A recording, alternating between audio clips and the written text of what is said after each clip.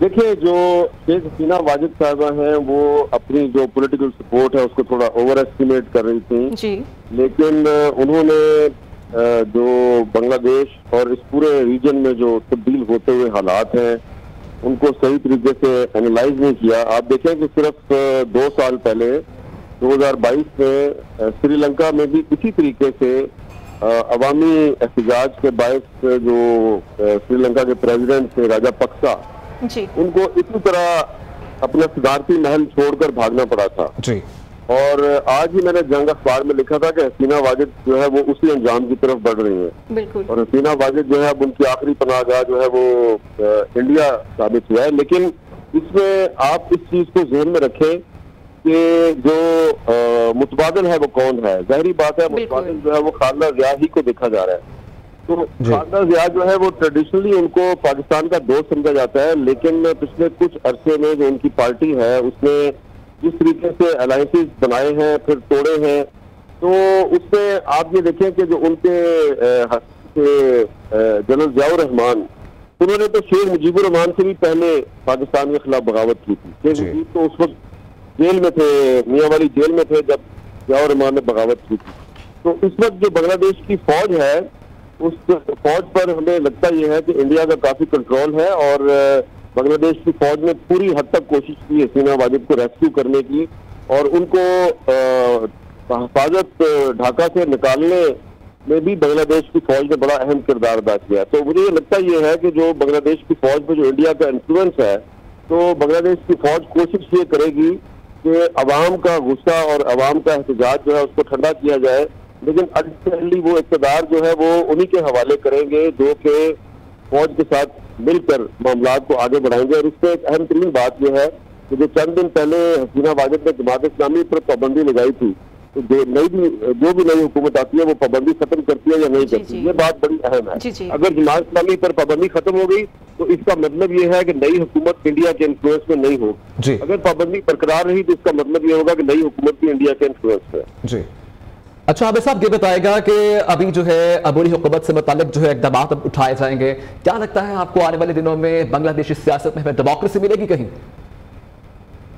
देखिए, आप इस चीज को ध्यान में रखें कि जो तहरीक पाकिस्तान है वो भी ढाका से शुरू हुई थी और ऑल इंडिया मुस्लिम लीग 1906 में ढाका में बनी थी और जो मुस्लिम लीग की पहली हुकूमत थी वो भी 1937 में यूनाइटेड बंगाल ही में कायम थी। जो आपकी करारदाद लाहौर है वो तो 23 मार्च 1940 को मंजूर हुई थी, लेकिन बंगाल में तो मुस्लिम लीग की हुकूमत 1937 में बन गई थी और जो मुतहदा बंगाल के प्राइम मिनिस्टर थे AK फजलुल हक, उन्होंने ही 23 मार्च की करारदाद भी पेश की थी जी। तो जो बंगाली हैं वो एक जमहूरियत पसंद लोग हैं और वो आप ये जो बांग्लादेश में हसीना वाजिद का जवाल है इससे एक चीज तो साबित हो गई है कि जो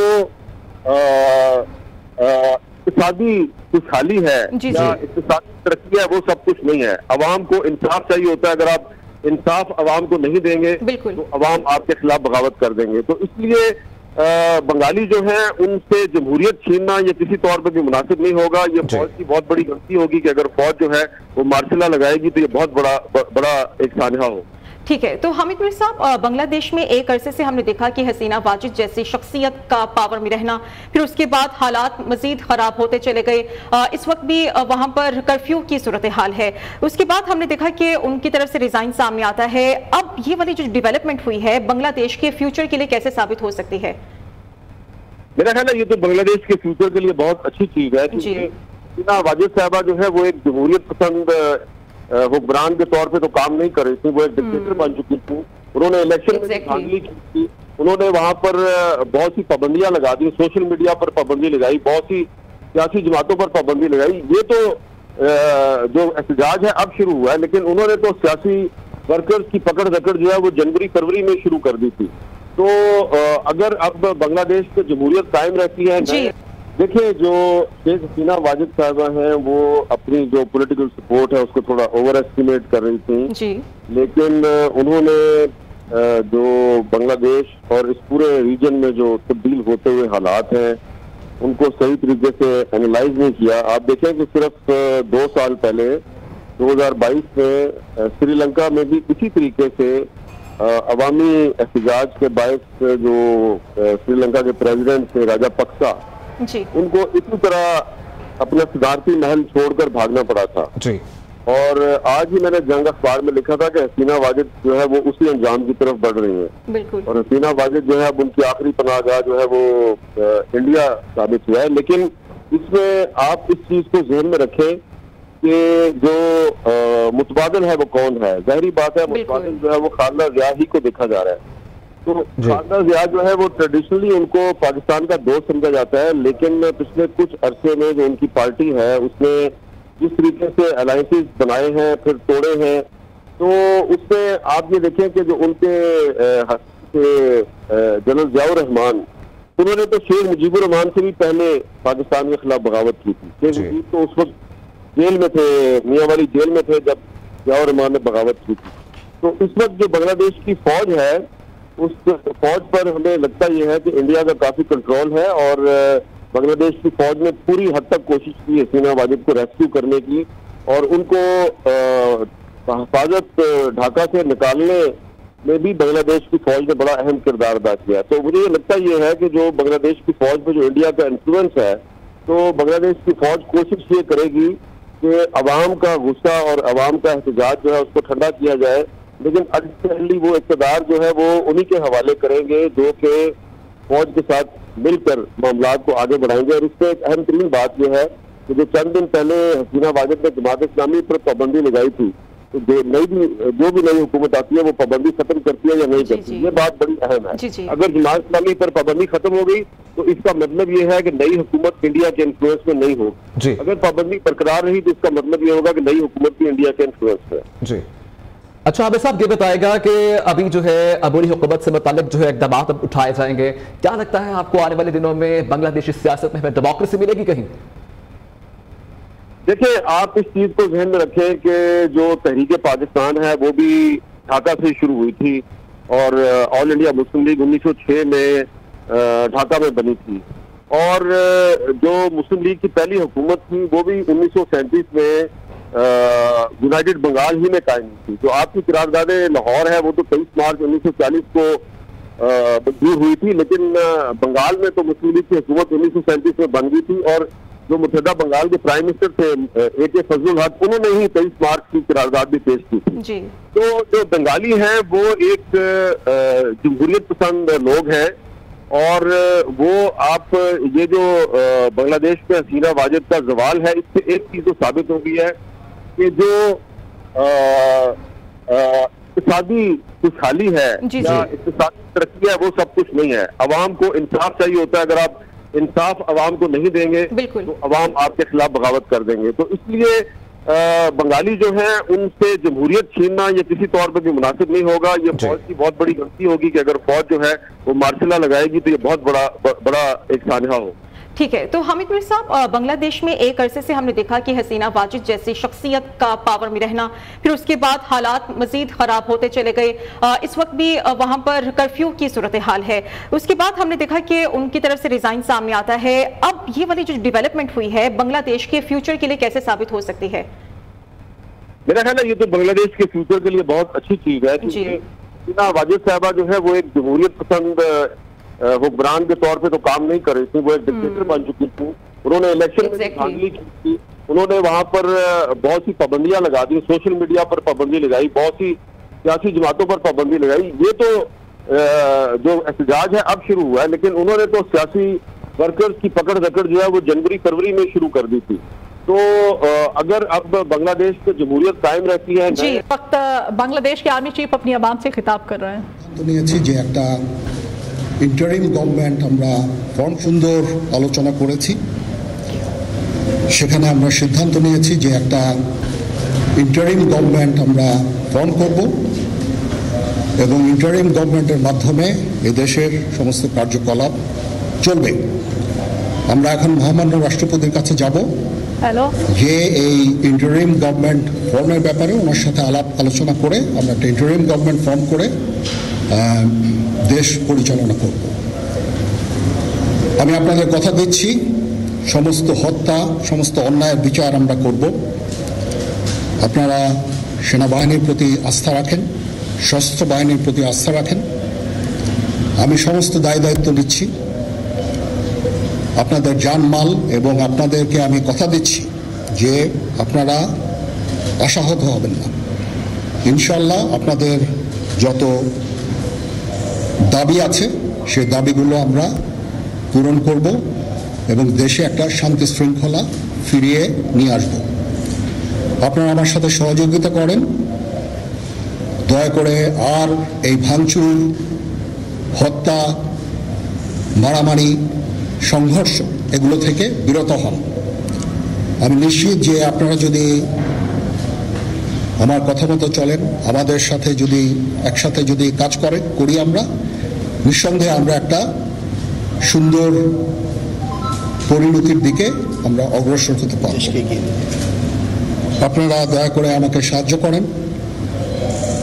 মারামারি করে এই সংঘাতের মাধ্যমে আমরা আর কিছু অ্যাচিভ করতে পারবো না, আর কিছু আমরা পাবো না। সুতরাং দয়া করে আপনারা সমস্ত ধ্বংসযজ্ঞ, সমস্ত অরাজকতা, সমস্ত সংঘর্ষ থেকে বিরত হন এবং ইনশাআল্লাহ আমরা সবাই মিলে একটা সুন্দর ভবিষ্যতের দিকে আমরা অগ্রসর হব। প্রতিটা হত্যার বিচার করা হবে, প্রতিটা অন্যায়ের বিচার হবে। আমরা আজকে সুন্দরভাবে কথা বলেছি, সমস্ত দলের প্রধান দলের নেতারা এখানে উপস্থিত ছিলেন। আমি ওনাদের ইনভাইট করেছিলাম এখানে, ওনারা ভেরি নাইস অফ দেম যে ওনারা এসেছেন, অ্যান্ড আমরা একটা সুন্দর আলোচনা করেছি এবং এই আলোচনাটা ফলপ্রসূ হবে বলে আমি মনে করছি এবং আমরা একটা সুন্দর একটা ইন্টারিম গভর্নমেন্ট ফর্ম করে আমরা দেশ পরিচালনা করব। মাননীয় প্রধানমন্ত্রী পদত্যাগ করেছেন এবং এখন একটা ইন্টারিম গভর্নমেন্ট ফর্ম করে আমরা আমাদের কার্যক্রম পরিচালনা করব। আপনারা একটু ধৈর্য ধরেন, আমাদেরকে কিছু সময় দেন, ইনশাআল্লাহ আমরা সবাই মিলে সমস্ত সমস্যার সমাধান করতে সক্ষম হব। আপনারা আর এই সংঘাতের পথে যাবেন না এবং শান্তি শৃঙ্খলার পথে ফেরত চলে আসেন। আমাদের দেশের অনেক ক্ষতি হচ্ছে, অর্থ সম্পদের ক্ষতি হচ্ছে, জানের লোকজন মারা যাচ্ছে। তো এগুলো থেকে আপনারা বিরত হন এবং আমাদের সাহায্য করেন। আমি সমস্ত দায়িত্ব নিচ্ছি, আপনারা আমাকে সাহায্য করেন। সবাইকে ধন্যবাদ। আল্লাহ হাফিজ।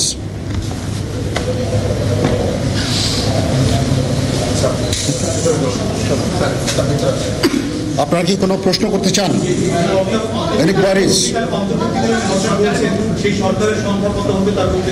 এখনো এটা না, এটা খুব আর্লি স্টেজ। আমরা যাব মহামান্য রাষ্ট্রপতির সাথে যে আলাপ আলোচনার মাধ্যমে এটা আমরা করব। আজকে এখানে জামাতের আমির ছিলেন, আমাদের বিএনপির শীর্ষস্থানীয় নেতৃবৃন্দ এখানে ছিলেন, জাতীয় পার্টির নেতৃস্থানীয় নেতৃবৃন্দ এখানে ছিলেন এবং সুশীল সমাজ, এবং এখানে ডক্টর আসিফ নজরুল উনি নিজেও ছিলেন এখানে, এবং উনি আমার সামনেই উনি সমস্ত ছাত্রদেরকে একটা সুন্দর বার্তাও দিয়েছেন এবং আমি আশা করি যে ছাত্ররা সেই বার্তা শুনে ওনার কথা, ওনাকে সবাই শ্রদ্ধা করে, ছাত্ররা শ্রদ্ধা করে, ওনার এই বার্তা শুনে তারা এই পরিস্থিতি নিয়ন্ত্রণে নিয়ে চলে আসবে এবং আমরা একটা সুন্দর একটা পরিস্থিতির দিকে আমরা এগিয়ে যাব ইনশাআল্লাহ।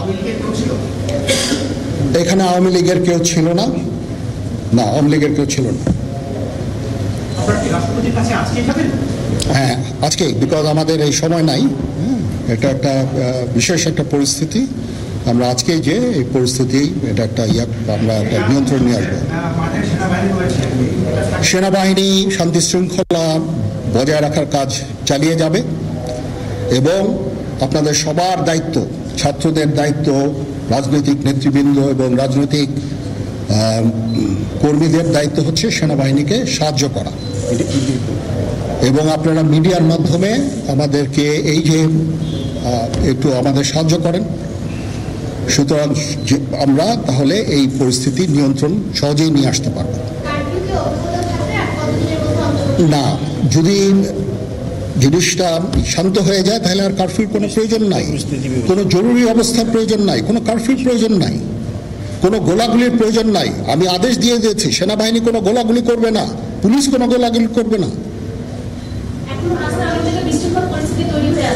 আমি আশা করছি যে আমার এই বক্তব্যের পরে পরিস্থিতি উন্নতি হবে, আমরা একটা সুন্দর পরিবেশের দিকে যাচ্ছি।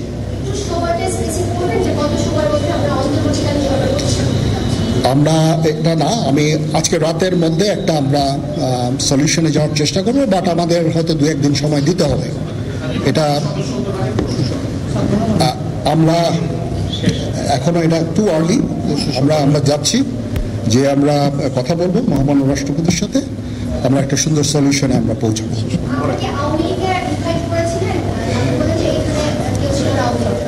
পরিস্থিতি ছিল খুব কম, সময় খুব কম ছিল। আমি যাদেরকে পেয়েছি অনেককেই আমি বলেছি, সবাই হতেন, বাট প্রধান রাজনৈতিক দলের সমস্ত নেতৃস্থানীয় নেতৃবৃন্দরা এখানে ছিলেন, তাদের সাথে আমি কথা বলেছি, মহামান্য কল দিয়েছে এবং ওনারা সবাই আমাদের এই প্রস্তাবে, এই যে আমরা যে আলোচনা করছি, সবাই এটাতে রাজি হয়েছেন।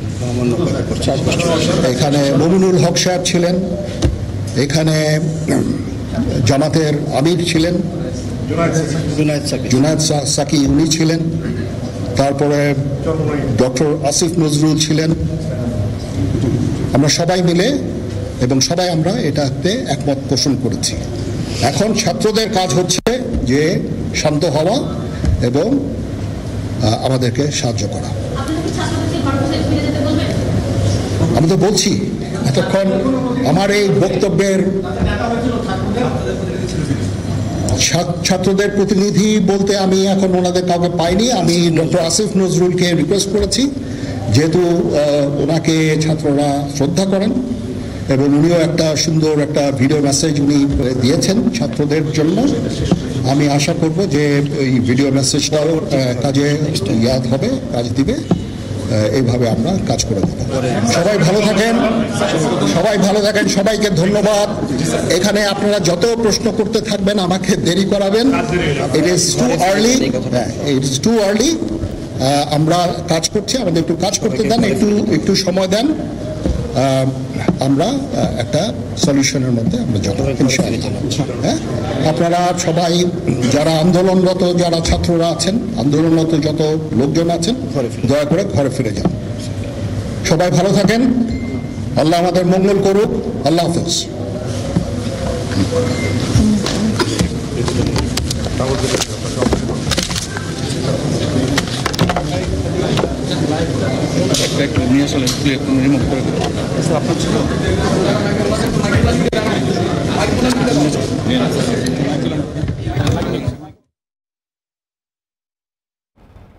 आर्मी चीफ बांग्लादेश वक़ौर अल-ज़मा की ढाका में प्रेस कॉन्फ्रेंस। उनकी जानिब से कहा गया कि हबूरी हुकूमत बनाई जाएगी और मुल्क को पुरान तरीके से वापस लेकर आएंगे। ट्रैक में हबूरी हुकूमत से मुताल्लिक बातचीत हुई है, सदर से जल्द मुलाकात होगी, मुज़ाहिरों के दौरान हलाकतों की तहकीकात करेंगे, अवाम पुरतशद्दुद इक़दामात से दूर रखें, सदर से जल्द मुलाकात करेंगे और हबूरी हुकूमत से मुताल्लिक बात की जाएगी, हबूरी हुकूमत के क़याम से मुताल्लिक जो है बात की जाएगी।